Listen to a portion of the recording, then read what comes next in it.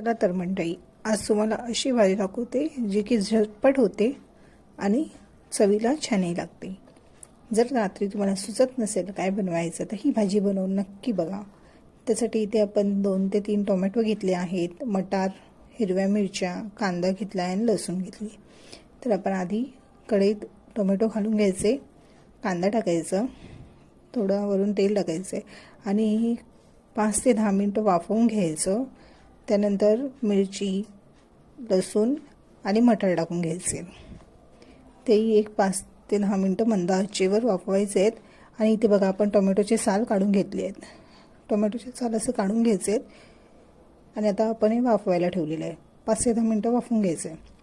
आता हे आपण वाफवून घेतलेलं आहे.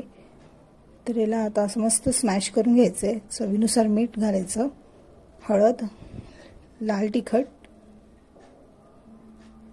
आणि थोडा गरम मसाला.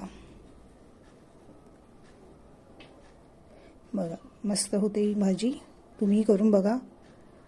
आणि वरून असं गार्निशिंग करून घ्यायची कोथिंबीरने.